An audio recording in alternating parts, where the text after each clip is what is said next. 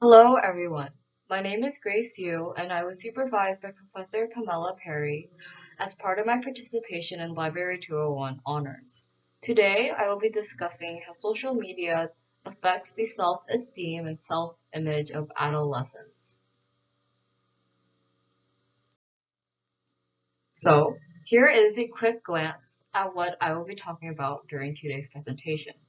Firstly, I will begin with the purpose of my research, along with my personal experience and motivation for this topic. Next, I will go over the background of social media, self-image, and self-esteem in relation to my research topic.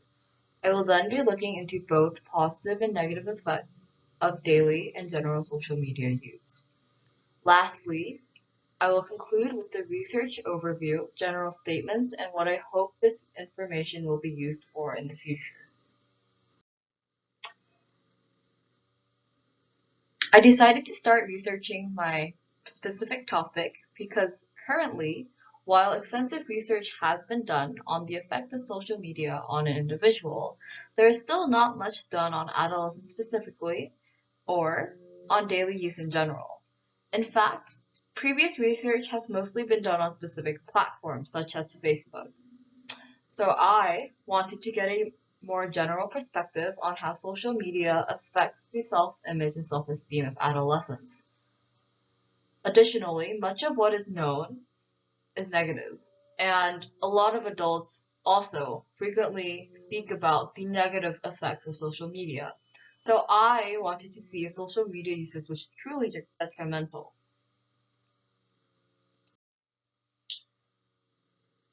So, my personal experience. It might be strange, as I am researching social media itself, but I myself do not partake in social media. To name a few, I do not use Twitter, Instagram, Snapchat, Facebook, or TikTok. It might be better to say that I did use Twitter for a little bit before it quickly got overwhelming and I decided to completely stop using social media. For this reason, I was curious if research supported my personal experience and wanted to see if others people also went through similar scenarios.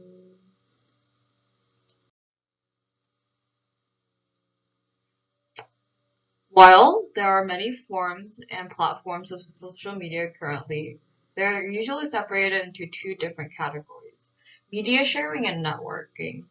Some examples of media sharing platforms include Instagram, Snapchat, and YouTube. On the other hand, networking platforms are more like Facebook and Twitter. As you've already probably noticed, media sharing platforms are essentially sites that enable individuals to share photos or videos or anything in visual format. On the other hand, networking platforms have a primary focus on enabling individuals to expand their connections, and they have less of a focus on images and videos. They may be more professional. In any case, for today's presentation, we will be focusing on photo sharing platforms. Currently,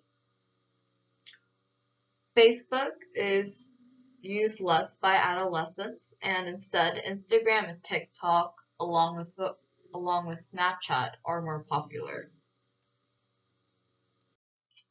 Self-esteem refers to one's general subjective opinion of their own worth. It is different to self-confidence as it is more general, and compared to self-confidence, it is less like faith and more akin to self-love or a lack of self-love. In any case, social media can affect it greatly or minimally, and I will talk about this more when I discuss the positive and negative effects of social media. Self-image, on the other hand, refers to the internal image a person has of themselves. It can also include body image, and social media definitely affects body image, in that a person's self-image can be distorted. Leon Festinger, a psychologist, proposed and theorized that individuals have an innate tendency to compare themselves to others in order to accurately measure their self-worth. As for how this relates to my topic, social media makes it easy for individuals to compare themselves to other people. And with the notion of immaculate, perfect lifestyles presented on platforms, It can be difficult to separate perfection and the norm when comparing these perfect lifestyles to one's less than perfect lifestyle. There are a few positive effects that come with using social media daily and in general. Firstly, making friends and connections on social media can be easier than it is in person. There is a heightened sense of camaraderie between individuals who have similar tastes, and it is often easier to find these spaces online than offline. It can be easier to make friends online as people generally feel freer to express opinions, and being in the same space as someone who likes the same objects, people, group, game, or show can make it easier to be less shy. If people do upset you, then the block button does exist. Thus, making confrontations can be easier. Additionally, if a person actively posts photos or videos online and gets positive feedback such as likes and comments and retweets or reblogs, then it may become a source of validity for them. They are liked and it can raise their self-esteem and make them view themselves in a more favorable light. However, there are sadly many more negative effects that social media has on an individual's self-esteem and self-image if used daily. If a person already has tendencies to view themselves in a pessimistic manner or has an eating disorder, then it will most likely be exacerbated, especially for femme individuals. When they see and are exposed to extremely pretty and unrealistic beauty ideals, then it makes it very easy and simple to compare themselves to this unattainable beauty standard. Furthermore, if a person is already obsessed or is concerned about a specific part in their appearance, then viewing social media such as Instagram or Snapchat can make it easier for them to focus on the differences between them and others in those places that they hyperfixate on. If a person uses social media daily, it can also end in becoming dependent or addicted to social media, and this can often be very draining on an individual's mental health. Mob mentality is prevalent, and individuals can become wrapped up in nitpicking imperfections after constantly seeing content seemingly equating beauty to worth, as people that are more attractive tend to also get more views and more likes and more interactions. For example, there are some spaces online that actively encourage individuals to maintain unhealthy habits that are detrimental to self-esteem and self-image. For example, Zinspo is a niche group of online users who inspire others to maintain an extremely low body weight, and it is typically used for individuals who have anorexia or bulimia. In any case, these blogs and individuals make it appear as if being anything other than extremely thin is unacceptable and can be triggering for people with eating disorders or low self-esteem.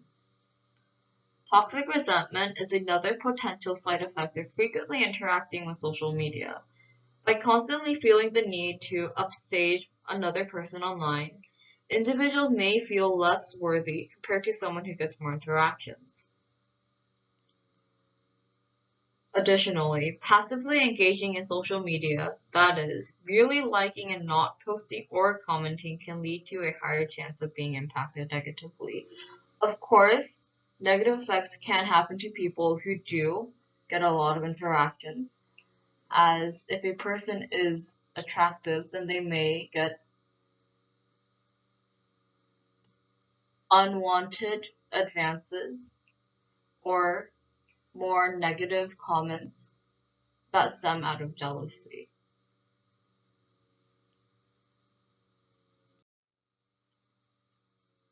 Mark Twain originally proposed the cornpone theory in Cornpone Opinions, And it states that individuals get their sense of validity from others, and they get and receive their own sense of worth from others' validations. This applies to my research as it implies that individuals will conform to what others think in order to be considered worthy. And this is especially dangerous for spaces like Thinspo or Pro-Ana or Promia, where they explicitly support anorexia, bulimia, and extremely low body weight. Firstly, I hope everyone learned something about social media and its potential effects, even if everything I've said today may be something everyone has already heard before. As for my research process, I use many databases. Some of them include EBSCOhost, Academic Search Ultimate, JSTOR, and Gale eBooks. I also used Google and other fact-checking websites to make sure my sources are credible, and I looked at the abstracts and read it carefully before also looking at the conclusions in the process of choosing each source. In general, daily social media use tends to negatively affect self-esteem or self-image, but it can also have positive effects. It tends to make previous instances of negative issues worse, such as worsening an individual's already minimal self-confidence and love for themselves, as well as distorting their self-image. It can also make it easier to obsess over single imperfections. As for future steps with my research, I hope it brings about more awareness for the effects of daily or frequent social media use, and that social media can become a healthier ecosystem for individuals. Lately, there has been an increased demand for vulnerability on social media, but I do hope that oversharing does happen minimally as it can be dangerous.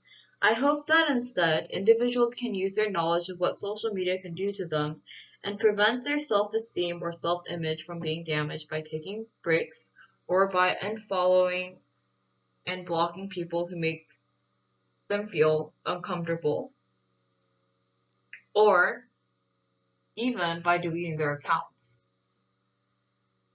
If, as a last measure, in the end, social media should be a place of joy and comfort for people. These are my references, or some of them. Thank you for listening. And before I end, I would like to mention that the presentation themes template was made by SlidesGo, and the icons were made by Flaticon, while the images were provided by FreePic and StorySet. Thank you once again, and I hope you have a lovely day. Before I go, do you have any questions?